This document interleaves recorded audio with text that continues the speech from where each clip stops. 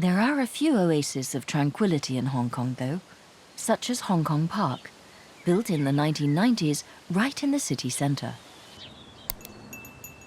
Residents come here to do their Tai Chi exercises and families to escape the heat and crowds.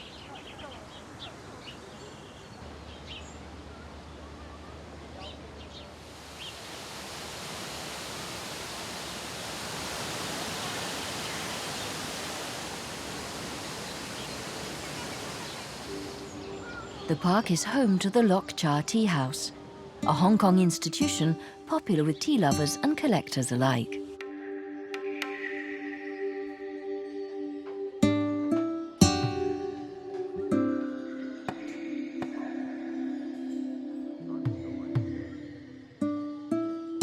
Wing Chi Yip is the Locha Tea House's founder. It's good. He's regarded as one of the big names of tea culture.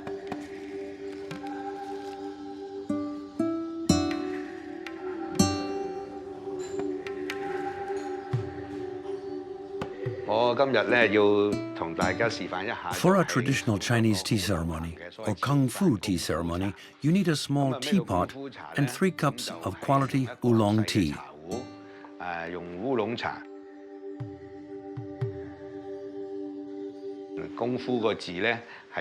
It's called a Kung Fu tea ceremony because it is similar to a martial art.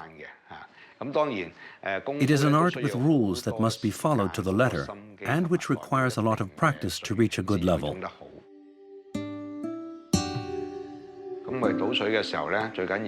First, you have to warm the teaware with hot water. The hot water must be poured very carefully and without stopping.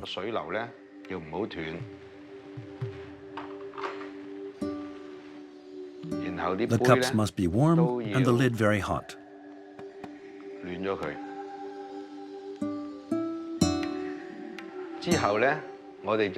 you add the tea, but you must not touch it with your hands. That's why I'm using a teaspoon. For a tea ceremony, you need a strong, fragrant tea. Today I'm using a very fragrant large leaf tea. Now you have to pour hot water on the shoulder of the teapot before pouring it onto the leaves.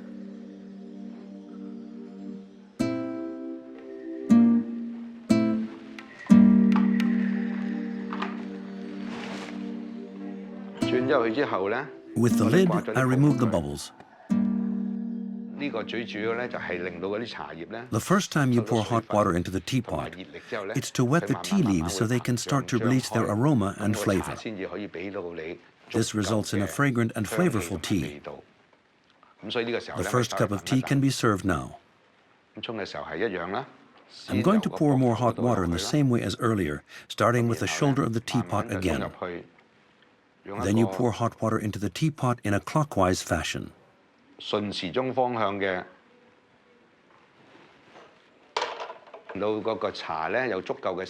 the cups gives the tea time to steep. Then you pour the tea into the cups, but not pour from too great a height, because the temperature can drop quickly. We call this step Guan Gun, God of Wealth, goes around the city.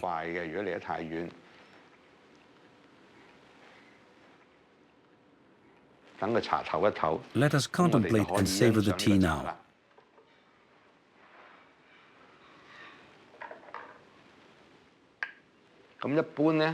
One teapot holds 3 cups of tea, which represent the 3 elements of the universe, the sky, the earth, and man. In each cup, you have the world.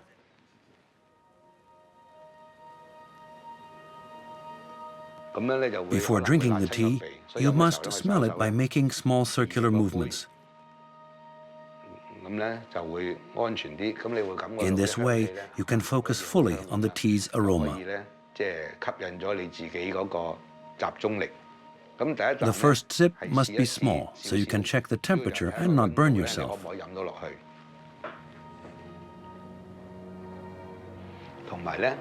The first sip coats the inside of your mouth with the tea's taste and wakes up your taste buds.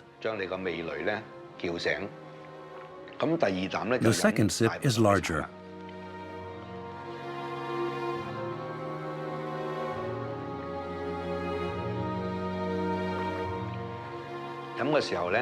When you take the second sip, you leave it in your mouth for a few seconds before swallowing it slowly. This is when the tea is at its most flavorful, and you can take the time to savor and appreciate it.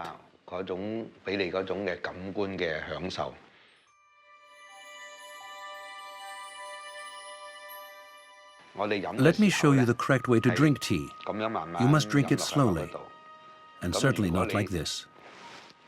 Otherwise, people will make fun of you and say you drink like an ox. You must not move your head or raise your arm, but simply pour the tea into your mouth.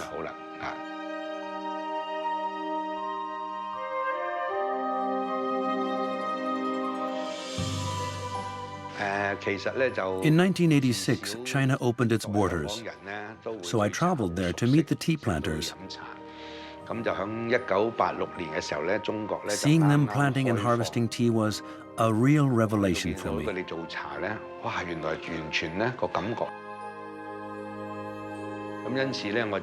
That's why I spent years visiting tea fields all over the country.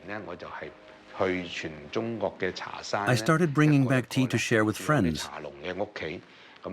Everyone was very surprised by my finds. And in 1991, I joined the tea trade, and I'm still in it today.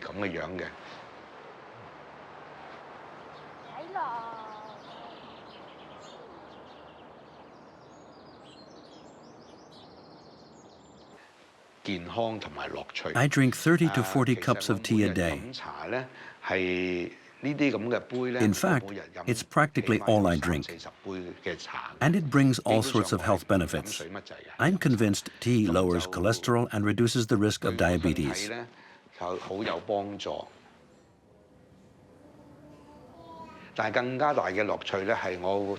But the greatest pleasure tea brings me is a simpler, more modest view of life.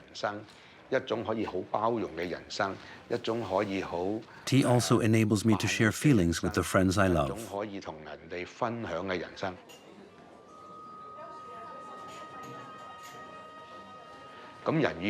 When you sit down to drink a cup of tea, you remember the simple things in life. This allows you to refocus on the essential, and your competitiveness with others disappears.